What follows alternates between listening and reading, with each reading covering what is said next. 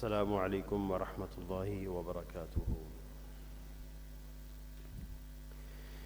الحمد لله نحمده ونستعينه ونستغفره ونؤمن به ونتوكل عليه ونعوذ بالله من شرور أنفسنا ومن سيئات أعمالنا، من يهده الله فلا مضل له ومن يضلله فلا هادي له، ونشهد أن لا إله إلا الله وحده لا شريك له، ونشهد أن سيدنا ومولانا محمدًا عبده ورسوله صلى الله عليه وسلم۔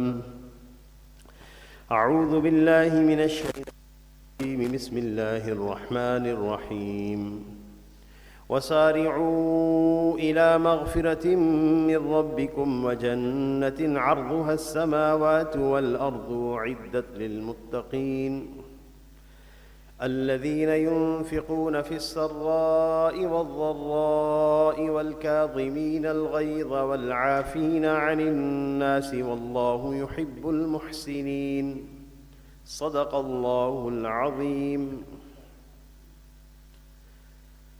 اللہ رب العزت ہمارے خالق ہیں اور ہمارے اندر میں پیدا اٹھنے والے جذبات کے خالق بھی اللہ ہیں۔ انسان کے ایک ایک عضو کی تخلیق اللہ نے فرمائی ہے۔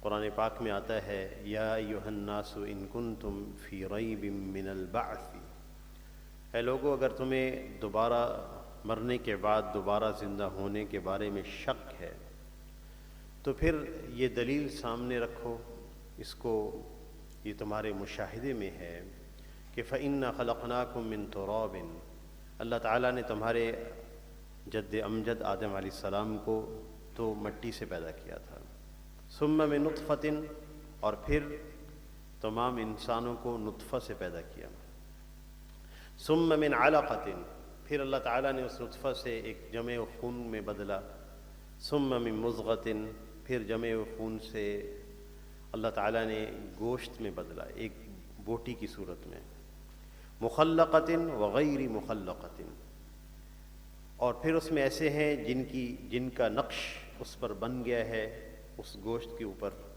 اور بعض ایسے ہیں جن کا نقش نہیں بنا، لنبین لکم، تاکہ ہم تمہاری حقیقت میں کھول کر بیان کریں، کہ کسی موقع پر تمہارے دل میں خیال آتا ہے کہ میں اپنے جذبات کا، اپنے احساسات کا خود خالق ہوں، تو کھول کر ہم تمہیں ذرا بیان کر دیں تمہاری حقیقت۔ وَنُقِرُّ فِي الْأَرْحَامِ مَا نَشَاءُ، پھر ہم نے جتنا چاہا اتنی دیر تمہیں رحم میں ٹھہرایا، ثُمَّ نُخْرِجُكُمْ طِفْلًا، پھر تمہیں ہم نے بچے کی صورت میں پیدا کیا، ثُمَّ لِتَبْلُغُوا أَشُدَّكُمْ، پھر تم مضبوطی کی اور جوانی کی عمر تک جا پہنچے، مِنْكُمْ مَنْ يُتَوَفَّى وَمِنْكُمْ مَنْ يُرَدُّ إِلَىٰ أَرْذِلِ الْعُمُرِ، تم میں سے بعض لوگ فوت ہو جاتے ہیں اور بعض تم میں سے ارذل العمر تک پہنچتے ہیں، عمر کے نکمے درجے میں، اور وہ مفسرین نے لکھا ہے کہ 70 سال سے لے کے 90 سال کی عمر تک، لِكَيْ لَا يَعْلَمَ مِن بَعْدِ عِلْمٍ شَيْئًا، تاکہ تم بہت کچھ جاننے کے بعد کچھ نہ جان سکو۔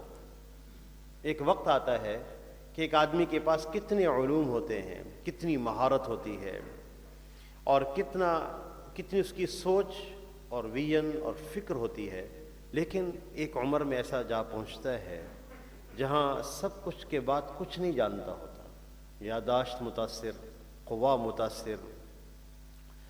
تو وہ اللہ جس نے ہمارے اس جسم کے تمام ظاہر کو تخلیق فرمایا، وہی اللہ ہمارے اندر سے پیدا اٹھنے والے جذبات کو بھی پیدا کرنے والے ہیں، لہذا ہم ان جذبات میں بھی اللہ کے حکم کے پابند ہیں۔ ہم کیسے ان جذبات کا اظہار کریں، اسی کے بارے میں اللہ کا ارشاد ہے، وَسَارِعُوا إِلَىٰ مَغْفِرَةٍ مِّن رَبِّكُمْ، اپنے رب کی مغفرت کی طرف بڑھو، جلدی کرو، ایسے عملوں میں لگو جو اللہ تعالیٰ کی مغفرت کا ذریعہ، اللہ تعالیٰ کی طرف سے مغفرت کا ذریعہ ہیں، وَجَنَّةٍ، اور ایسی جنت کی طرف بڑھو، عَرْضُهَا السَّمَاوَاتُ وَالْأَرْضُ، عرضن کا ایک معنی مفسرین نے کیا ثمن، کہ وہ جنت جس کی قیمت یہ سارے آسمان اور زمین ہیں، اتنی قیمتی جنت کی طرف بڑھو۔ اور مفسرین نے لکھا ہے کہ اللہ تعالیٰ نے اپنی مغفرت کو جنت پر مقدم کیا ہے۔ اس کا سبب یہ ہے کہ جنت میں کوئی آدمی اپنے عمل کے ذریعے سے داخل نہیں ہوگا، اللہ کے فضل سے داخل ہوگا۔ اسی وجہ سے حدیث میں آتا ہے کہ آپ صلی اللہ علیہ وسلم کے ارشاد ہے، سددوا وقاربوا وابشروا، سیدھے رہو، اعتدال کے ساتھ زندگی گزارو اور اللہ کی فضل سے بشارت لو۔ لن يدخل الجنت احد عملہ، کسی کا عمل اس کو جنت میں داخل نہیں کرا سکتا۔ صحابہ اکرام نے عرض کیا، ولا انت یا رسول اللہ، کیا آپ بھی اپنے عمل کے ذریعے سے جنت میں داخل نہیں ہوں گے؟ آپ صلی اللہ علیہ وسلم نے ارشاد فرمایا، الا ان یتغمدنی اللہ برحمتہ، ہاں اللہ تعالیٰ کی رحمت مجھے ڈھانپ لے گی، اس سبب سے میں جنت میں داخل ہوں گا۔ تو وسارعوا الی مغفرۃ من ربکم، اپنے رب کی مغفرت کی طرف جلدی کرو اور جنت کی طرف بڑھو۔ اعدت للمتقین، جو متقین کے لیے تیار کی گئی ہے۔ متقین کون ہوتے ہیں؟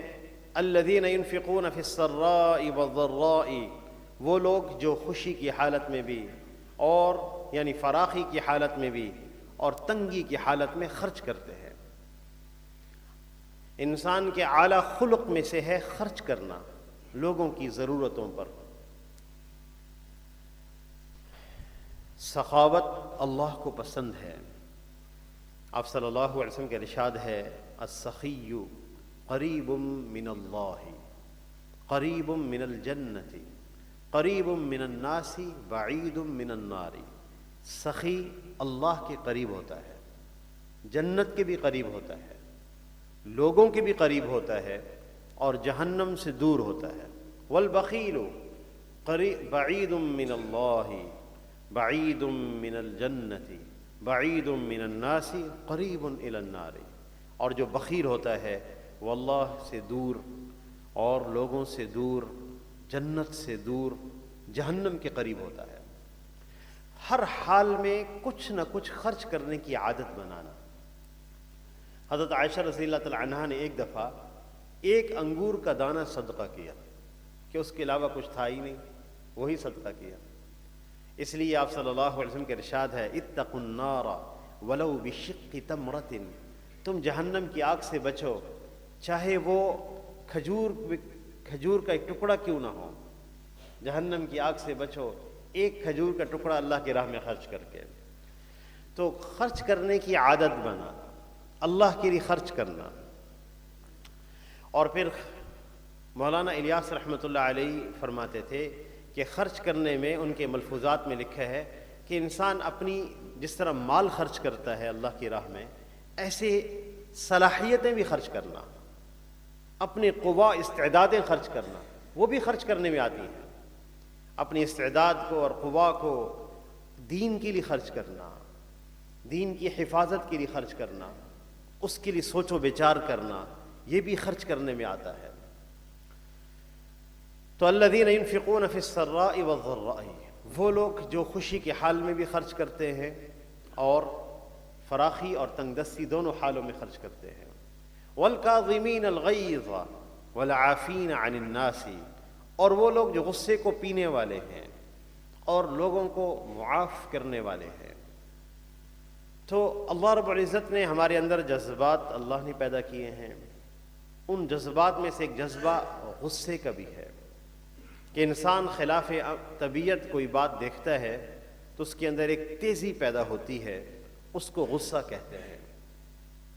اور یہ مادہ اللہ تعالیٰ ہی نے رکھا ہے انسان میں، اور غصے کی موقع پر غصہ نہ آئے تو یہ انسان بزدل ہوتا ہے۔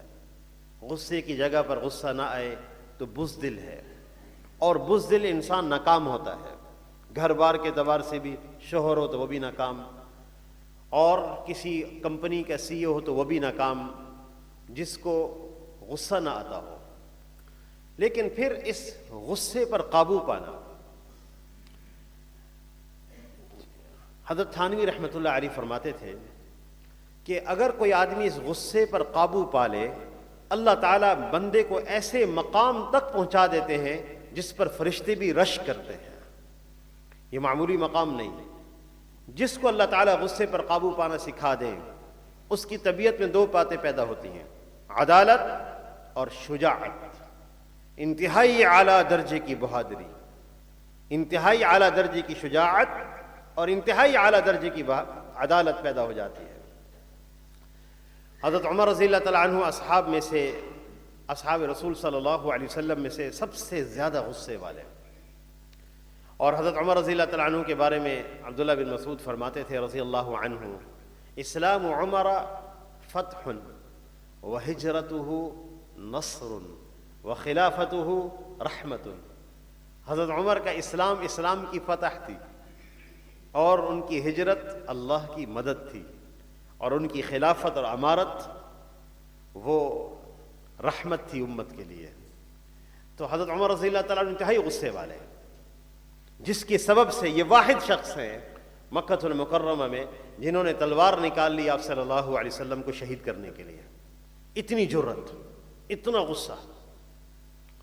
آپ صلی اللہ علیہ وسلم ان کے لیے دعا فرما چکے تھے کہ اللہم اعز الاسلام بعمر بن الخطاب، اے اللہ اسلام کو عزت عطا فرما عمر رضی اللہ تعالیٰ عنہ کی وجہ سے. تو جب اسلام لائے تو غصہ اللہ کے لیے ہو گیا، جس کی وجہ سے شجاعت پیدا ہو گئی، انتہائی اعلیٰ درجے کی بہادری. جب اصحاب رسول صلی اللہ علیہ وسلم ہجرت فرما رہے تھے تو کفار ان کا راستہ روک رہے تھے، کسی طرح یہاں سے جانے نہ پائیں. تو سب لوگ چھپ کر ہجرت کرتے، دوڑ کر ہجرت کرتے، رات کے اندھیرے میں نکلتے، کوئی کس طرح نکلتا. حضرت عمر رضی اللہ تعالیٰ عنہ نے جب ہجرت کا ارادہ کیا تو تشریف لائے، حرم میں نماز پڑھی. عبداللہ بن مسعود فرماتے ہیں رضی اللہ عنہ کہ جب حضرت عمر اسلام لائے اس کے بعد سے ہم نے حرم میں بیت اللہ میں نماز پڑھنا شروع کی. اتنی بہادری، اتنی شجاعت. جب ہجرت کا ارادہ فرمائے تو حرم میں تشریف لائے، نماز پڑھی، طواف کیا، اور پھر صنادید قریش کو مخاطب ہوئے. خطب فیہم، اور ان میں خطاب کیا اور فرمانے لگے کہ کسی کی ماں چاہتی ہے کہ وہ بے فرزند ہو جائے، اور کسی کی بیوی چاہتی ہے کہ وہ بیوہ ہو جائے، اور کسی کی اولاد چاہتی ہے کہ وہ یتیم ہو جائے. تو مجھے اس وادی کے ورے مل لے، مجھے اس کے پیچھے ذرا مجھے مل لے، اس وادی کے بعد میں حرم گزرنے کے بعد مجھ سے ذرا مل لے. میں ہجرت کر رہا ہوں، مجھ سے کسی نے ملاقات کرنی تو آ کے کر لے. سب پر سام سونگ گیا، کوئی بندہ وہاں سے نہ اٹھا. تو اللہ تعالیٰ نے شجاعت عطا فرمائی تھی. علماء فرماتے ہیں کہ اس کا سبب غصے پر قابو پانا، انتہائی اعلیٰ درجے کی شجاعت جو دین پر استعمال ہوئی، اور انتہائی اعلیٰ درجے کی عدالت. عدل فاروقی معروف ہے، عدل فاروقی جو دین کے لیے استعمال ہوئی. غصہ تو غصے کی بات پر آتا ہے، لیکن غصہ دو طرح کا ہے. ایک غصہ وہ ہے جو اپنے اصول اور ضوابط کی ٹوٹنے پر آئے، اور ایک غصہ وہ ہے جو اللہ کے حکم کے ٹوٹنے پر آئے. جو اس اپنے بنے اصول و ضوابط پر جو ٹوٹنے پر جو غصہ آتا ہے وہ غصہ ناپسندیدہ ہے، اور جو غصہ اللہ کے حکم کے ٹوٹنے پر آتا ہے وہ پسندیدہ ہے. آپ صلی اللہ علیہ وسلم کو بھی شدید غصہ آتا تھا اللہ کے حکم کے ٹوٹنے پر. ایک دفعہ اصحاب رسول صلی اللہ علیہ وسلم کہتے ہیں کہ ہم خرج الینا رسول اللہ صلی اللہ علیہ وسلم ونحن نتنازع فی القدر. ایک دفعہ نبی صلی اللہ علیہ وسلم گھر سے تشریف لائے، ہم اس موقع پر تقدیر کے بارے میں آپس میں جھگڑا کر رہے تھے. آپ صلی اللہ علیہ وسلم کے کان میں یہ بات پڑ گئی. آپ کا چہرہ احمر وجہہ، آپ کا چہرہ سرخ ہو گیا. فَكَأَنَّمَا وِجْنَتَيْهِ الرُّمَّانُ فَكَأَنَّمَا فُقِئَ فِي وِجْنَتَيْهِ الرُّمَّانُ. اتنا سرخ ہو گیا کہ ہمیں ایسا لگا کہ جیسے حضور صلی اللہ علیہ وسلم کے رخساروں میں انار نچوڑ دیا گیا ہو. اور پھر آپ صلی اللہ علیہ وسلم نے فرمایا بِهَذَا أُمِرْتُمْ أَمْ بِهَذَا أُرْسِلْتُ إِلَيْكُمْ. کیا تمہیں اس بات کا حکم دیا گیا ہے یا میں تمہارے اندر اس لیے مبعوث ہوا ہوں کہ ہم تقدیر کے بارے میں جھگڑا کیا کریں؟ پھر آپ صلی اللہ علیہ وسلم نے ارشاد فرمایا پہلی امتوں کی ہلاکت بھی سبب سے ہوئی کہ وہ تقدیر کے معاملے میں جھگڑا کرتے تھے. اس لیے تقدیر کے معاملے میں بچو، اللہ سے خاموش رہو. یہ سر ہے، راز ہے، تقدیر راز ہے، اور یہاں تک کہ یہ سر اہل جنت کو جنت میں جانے کے بعد بھی معلوم نہیں ہوگا. یہ کیا راز ہے تقدیر؟ ہمارا کام کیا ہے؟ حکموں کے اندر لگے، جو اللہ نے ہمارے ذمہ احکامات رکھے ان کو پورا کرنے میں لگیں، تقدیر کے بارے میں سوالات نہ کریں. تو آپ صلی اللہ علیہ وسلم کو بغض فی اللہ میں شدید غصہ آتا تھا. ایک شان تو یہ ہے جو جنگ احد میں ہے کہ آپ صلی اللہ علیہ وسلم کو 3 پتھر مارے گئے. ایک بازو پہ لگا، زخمی ہو گیا. ایک فم مبارک پہ لگا جس سے رباعی دانت کے سرے جھڑ گئے. ایک پتھر نبی صلی اللہ علیہ وسلم کے پیشانی پہ لگا جس کا خون رکتا نہیں تھا. حضرت علی کرم اللہ وجہہ نے چٹائی جلا کر، حضرت فاطمہ رضی اللہ تعالی عنہا نے چٹائی جلا کر اس کی راکھ اس زخم کے اندر بھری، اور آپ صلی اللہ علیہ وسلم اپنا خون پوچھتے تھے بار بار. اس موقع پر صحابہ کرام نے عرض کیا لو دعوت علیہم، اتنی تکلیف کے اندر اور کیا غصے پر قابو پانے والے ہیں. لو دعوت علیہم یا رسول اللہ، آپ کو چونکہ بذریعہ وحی معلوم ہو گیا تھا کہ یہ جتنے لوگ ہیں ان کو ہدایت ملنے والی ہے. ابو سفیان کو ملنے والی ہدایت رضی اللہ عنہ بعد میں اسلام میں داخل ہوئے. ابو سفیان ابن حارث بھی داخل ہوئے، ابن حرب بھی داخل ہوئے، اور جتنے اس وقت کے لوگ تھے جنگ لڑنے والے اسلام میں داخل ہوئے بعد میں. تو آپ سے عرض کیا گیا لو دعوت علیہم یا رسول اللہ، اگر آپ ان پر بد دعا فرما دیں. آپ صلی اللہ علیہ وسلم نے فرمایا انی لم ابعث لعانا، مجھے لعنت کرنے والا اللہ نے نہیں بنایا. وانما بعثت رحمتا وہداتا، اللہ نے مجھے رحمت بنایا ہے اور مجھے ہدایت کا ذریعہ بنایا ہے. اللہم اہد قومی فانہم لا یعلمون، اے اللہ میری قوم کو ہدایت عطا فرما، وہ جانتے نہیں ہیں. لیکن ایک دوسرا مرحلہ پیش آیا بئر معونہ کا. 70 صحابہ اکرام رضی اللہ عنہم اجمعین کو لے گئے. کفار بظاہر مسلمان اسلام لائے. یا رسول اللہ اگر آپ ان لوگوں کو بھیج دیں، یہ ہمارے لوگوں کو تبلیغ کریں گے، وہ اسلام میں داخل ہو جائیں گے، ان کو قرآن سکھائیں گے. بہانے سے 70 قراء لے کر گئے. 70 ان میں زیادہ لوگ قراء تھے، قرآن پڑھنے والے. ایک جگہ جا کر گھیر لیا ان کو اور پورا قبیلہ جمع ہو گیا. یہ 70 لوگ ہیں اور کہا کہ اپنے آپ کو ہمارے حوالے کرو. تو اس موقع پر ان کے امیر نے فرمایا ہم لڑ کر جان دے دیں گے، ان کے حوالے اپنے آپ کو نہیں کریں گے، شہید ہو جائیں گے. پھر اللہ سے دعا کی اے اللہ ہمارے نبی کو ہماری مظلومانہ شہادت کی خبر عطا فرما دیں، خبر دے دیجئے. آپ صلی اللہ علیہ وسلم کو خبر دی گئی، یہ لوگ یہاں شہید ہوئے، 70 شہداء ہیں.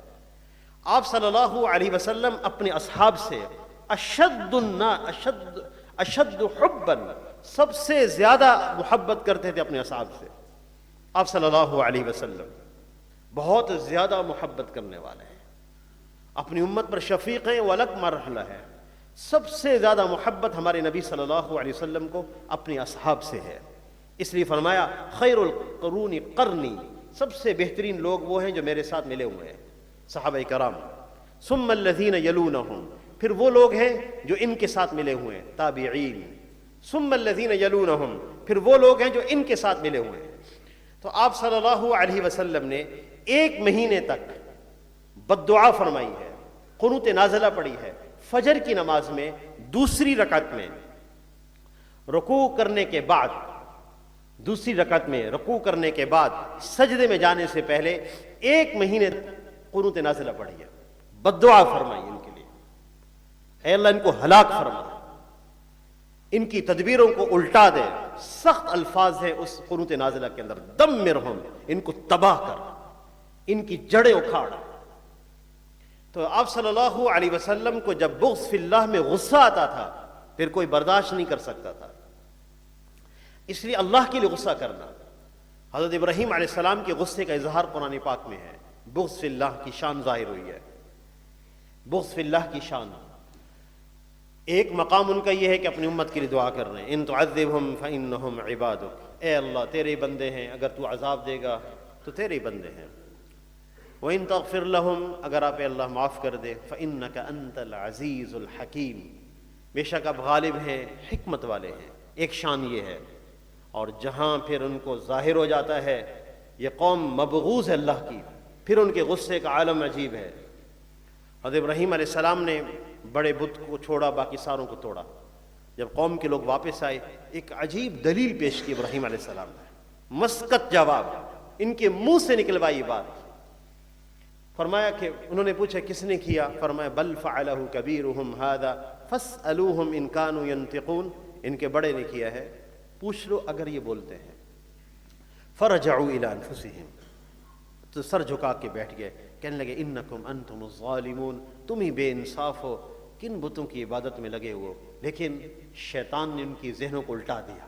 ثم نکسوا علی رؤوسہم لقد علمت ما هؤلاء ينطقون، پھر بڑی ڈھٹائی سے کہنے لگے ابراہیم تم جانتے ہو کہ یہ بولتے نہیں۔ اب ابراہیم علیہ السلام کو یقین ہو گیا کہ اتنی بڑی دلیل کا اظہار کے باوجود، جس کا منہ سے اظہار کر رہے ہیں، یہ بول نہیں سکتے تو کچھ کر نہیں سکتے، اس کے باوجود یہ جم گئے اپنی بتوں کی عبادت پر۔ پھر ابراہیم علیہ السلام کی شان بدل گئی۔ افتعبدون من دون اللہ ما لا ينفعکم ولا یضرکم اف لکم، تف ہے تم پر، سخت ترین الفاظ نقل کیے گئے ہیں، ایسے کسی نبی کے الفاظ نقل نہیں کیے گئے صلی اللہ علیہ وسلم وعلیہم السلام۔ کسی نبی کی طرف سے علیہم السلام یہ الفاظ نقل نہیں کیے گئے۔ تف ہے تم پر، تو تمہارے بتوں پر بھی جن کی تم عبادت کرتے ہو۔ تو بغض فی اللہ میں شان ظاہر ہو، یہ اللہ ہمیں یہ کیفیات نصیب فرمائے، یہ مطلوب ہے یہ کیفیات۔ لیکن ہر حکم پر کہ ٹوٹنے پر غصے کا اظہار بھی ایک نظام کے تحت ہے۔ تو اللہ کے لیے غصہ کرنا، البغض فی اللہ، یہ پسندیدہ ہے، اور اپنے اصول و ضوابط کی ٹوٹنے پر غصہ کرنا یہ ناپسندیدہ ہے۔ اور کمال شان ہے صحابہ کرام رضی اللہ عنہم اجمعین کی، جہاں دو غصے جمع ہو گئے، ایک غصہ اللہ کے لیے، ایک غصہ اپنی ذات کے لیے، کمال شان ہے ان کی۔ انہوں نے پھر ترجیح دی اللہ کے لیے عمل کی۔ حضرت علی کرم اللہ وجہہ ایک یہودی پر انہوں نے قابو پایا جنگ کے اندر، بہت زیادہ مستعد تھا لڑنے میں، اس کو گرا لیا، مارنے لگے، اس نے حضرت علی کرم اللہ وجہہ کے چہرے پر تھوک دیا، فوراً چھوڑ کے کھڑے ہو گئے۔ تو یہودی کہنے لگا آپ نے اسے کیوں کیا جب آپ نے مجھ پر قابو پا لیا؟ فرمانے لگے پہلے تجھے مارنے کا جذبہ اللہ کے لیے تھا، بغض فی اللہ تھا، جب تو نے میرے اوپر تھوکا تو میرے اندر اپنا غصہ بھی پیدا ہو گیا، میں تجھے اپنی ذات کے لیے نہیں قتل کرنا چاہتا، اپنے غصے کے لیے نہیں مارنا چاہتا، اللہ کے لیے مارنا چاہتا ہوں۔ تو بھائی اپنے غصے پر قابو پانا معمولی نعمت نہیں ہے۔ یہ آپ صلی اللہ علیہ وسلم کا ارشاد ہے من کف غضبہ، اس کے دو بڑے انعام ہیں، غصے پر قابو پانے کے دو بڑے انعام ہیں۔ من کظم غیظا، جو غصے پر قابو پالے، وہو قادر علی انفاذہ، اور وہ اس کی انفاذ پر، اس کے نافذ کرنے پر پوری قدرت رکھتا ہو، ملأ اللہ امنا و ایمانا، اللہ تعالیٰ اس کے دل کو امن اور ایمان سے بھر دیتے ہیں۔ ومن کف غضبہ، اور جو آدمی اللہ کے لیے اپنے غصے پہ قابو پالے، سترہ اللہ، اللہ تعالیٰ اس کے گناہوں پر پردہ ڈال دیتے ہیں۔ معمولی نعمت ہے، اللہ پاک اس کے گناہوں پہ پردہ ڈال دیتے ہیں۔ اللہ اکبر۔ پھر کتنے طریقے بتائے نبی صلی اللہ علیہ وسلم نے غصے پر قابو پانے کے۔ اگر یہ عادت پر قابو نہ پایا گیا، عمر کے بڑھنے کے ساتھ اس عادت میں شدت ہو جائے گی، پھر یہ آدمی تنہا ہو جائے گا، گھر میں رہتے ہوئے تنہا ہے، نہ بہو ملنا چاہتی ہے، نہ بیٹا پاس بیٹھنا چاہتا ہے، نہ بیوی قریب آنا چاہتی ہے، نہ گھر کے افراد اور محلے کے لوگ اس سے ملنا چاہتے ہیں۔ اگر اس طبیعت پر قابو نہ پائے تو یہ ناکام انسان ہے، اپنی زندگی کو اپنے ہاتھ سے خراب کرنے والا انسان ہے۔ اس لیے بچپن سے تربیت، مختلف مواقع پر جو جیلوں میں جانا ہوا ہے، کوٹ لکھپت جیل تھی، یا ہمارے اس دفعہ چترال میں جیل میں جانے کا موقع نہیں مل سکا تربیت کے امور کے حوالے سے، لیکن وہاں بھی اچھا کام ہو رہا ہے چترال جیل کے اندر بھی، یا اسی طرح رحیم یار خان جانا ہوا، پشاور جانا ہوا۔ اللہ جزائے خیر دے خیبر پختونخوا کی حکومت کو، انہوں نے جیل کے نظام کو بہت اچھا بنایا، پشاور جیل کے نظام کو، اور اس کی عمارت کو، اس کے کھانے پینے کے نظم کو اچھا بنایا۔ اسی طرح امریکہ کے اندر جیل میں جانا ہوا، جو قیدیوں کے پاس بیٹھنے سے، ان سے گفتگو کرنے سے بات معلوم ہوتی ہے، بس غصہ آ گیا تھا، انتقام پر اتر آئے۔ ایک دفعہ ہم سزائے موت کے قیدیوں سے ملے، 65 کی تعداد تھی رحیم یار خان میں۔ سزائے موت کے قیدی جن کے بارے میں اعلان ہوگا کہ کب پھانسی لگنی ہے، یعنی کل بھی لگ سکتی ہے، پرسوں لگ سکتی ہے، اس انتظار میں وہ زندگی گزار رہے ہیں، اگرچہ ان کو کئی سال ہو گئے، کل اعلان ہوگا یا پرسوں اعلان ہوگا۔ اب کیسے لوگ ہیں وہ انسان زندگی گزار رہے ہیں، اللہ اکبر۔ تو جب ان کے پاس بیٹھتے ہیں، بات کرتے ہیں، بس کہتے ہیں غصہ آ گیا تھا، غصہ آ گیا تھا۔ آپ صلی اللہ علیہ وسلم نے کتنی تربیت فرمائی، کتنا نظام دیا۔ کاش ہم نبی صلی اللہ علیہ وسلم کی سنت پر عمل کریں، ان کی باتوں کو اپنی زندگی میں لائیں۔ ایک ایک سنت کامیابی کا راستہ ہے۔ آپ صلی اللہ علیہ وسلم کے پاس ایک دیہاتی آدمی آئے، کہنے لگے یا رسول اللہ عظ و اوجز، نصیحت کریں لیکن مختصر سی۔ آپ صلی اللہ علیہ وسلم نے فرمایا لا تغضب، آپ ناراض نہیں ہوئے، مختصر سے کیوں کروں، زیادہ بات سننی پڑے گی؟ نہیں، عظ و اوجز، نصیحت فرمائے، مختصر سی فرما دیں۔ آپ صلی اللہ علیہ وسلم نے فرمایا لا تغضب، غصہ نہ کرو۔ ایک اور صحابی ہے، یا رسول اللہ اوصینی، وصیت فرمائے۔ آپ نے فرمایا لا تغضب، یا رسول اللہ اوصینی، وصیت فرمائے۔ آپ نے فرمایا لا تغضب، غصہ نہ کیا کرو۔ یا رسول اللہ اوصینی، تیسری دفعہ فرمایا انہوں نے، تیسری دفعہ عرض کیا اوصینی یا رسول اللہ، وصیت فرمائے۔ آپ صلی اللہ علیہ وسلم نے فرمایا لا تغضب، غصہ نہ کیا کرو۔ آپ صلی اللہ علیہ وسلم کے ارشاد ہے اذا غضب احدکم فلیجلس، جب تم میں سے کسی کو غصہ آئے تو بیٹھ جایا کرے، اور وَإِن ذَهَبَ غَضَبَهُ وَإِلَّا فَلْيَسْتَجِعْ، اگر پھر بھی غصہ دور نہیں ہوا تو لیٹ جایا کرے۔ اچھا، اس پر بس نہیں فرمایا، آپ صلی اللہ علیہ وسلم نے فرمایا ان الغضب من الشیطان والشیطان خلق من النار، شیطان، دیکھو غصہ شیطان کی وجہ سے آتا ہے اور شیطان آگ سے بنایا گیا ہے، اس لیے اذا غضب احدکم فلیتوضا، جب تم میں سے کسی کو غصہ آئے تو وضو کر لیا کرے، غصہ دور ہو جائے گا۔ دو اصحاب آپ صلی اللہ علیہ وسلم کے سامنے لڑنے لگے، آواز اونچی ہو گئی۔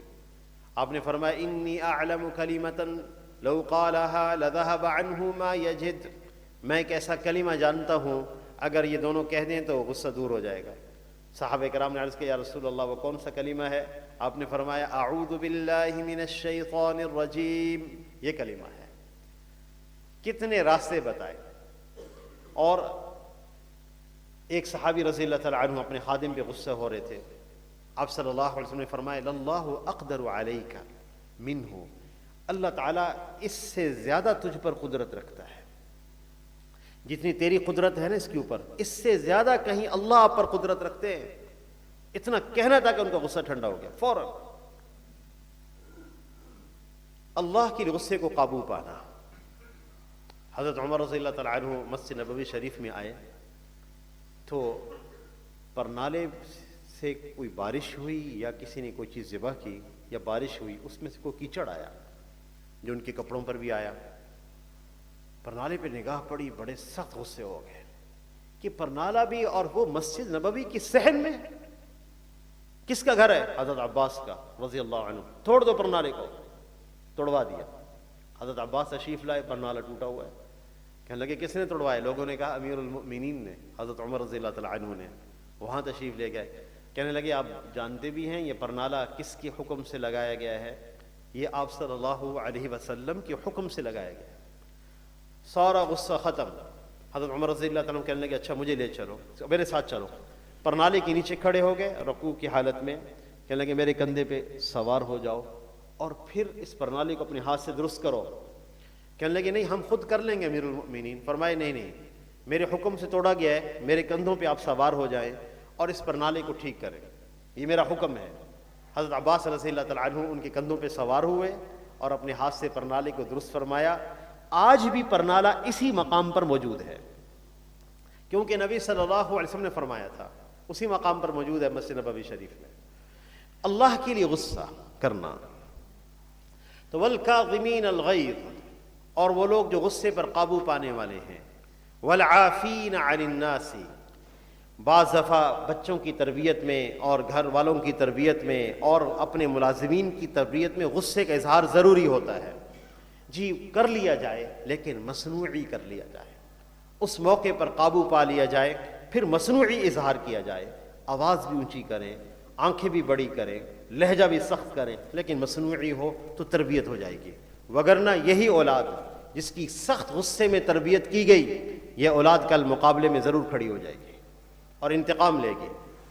والعافین عن الناس, اور وہ لوگ جو لوگوں کو معاف کرنے والے ہیں, بہت بڑی خوبی ہے معاف کرنا. اور نبی صلی اللہ علیہ وسلم نے فرمایا ہؤلاء من امتی قلیل, یہ لوگ میری امت میں تھوڑے ہوں گے. بڑے بلند حوصلے والے لوگ ہوتے ہیں جو لوگوں کی غلطیاں معاف کرتے ہیں, بڑے حوصلے والے لوگ ہوتے ہیں. اور اس حوصلے کی جو قیمت ملے گی نا, وہ بہت بڑی قیمت ہے. آپ صلی اللہ علیہ وسلم نے ارشاد فرمایا میدان حشر میں اعلان ہوگا این الناس من این الناس, وہ لوگ کہاں ہیں جن کا اجر اللہ کے ذمے ہے. تو کچھ لوگ کھڑے ہوں گے, جنت میں داخل ہوں گے, پوچھا جائے گا یہ لوگ کون ہیں, تو بتایا جائے گا کہ یہ لوگ وہ ہیں جو لوگوں کو معاف کرنے والے تھے. بہت بڑا اجر, بہت بڑا مقام. اس لیے والعافین عن الناس, انتقام نہ لینا, معاف کر دینا. یہ لوگ صحت کے اعتبار سے بھی ٹھیک ہوتے ہیں. جن کے جذبوں میں انتقام ہے نا, کئی امراض لاحق ہو جاتے ہیں ظاہری طور پر بھی.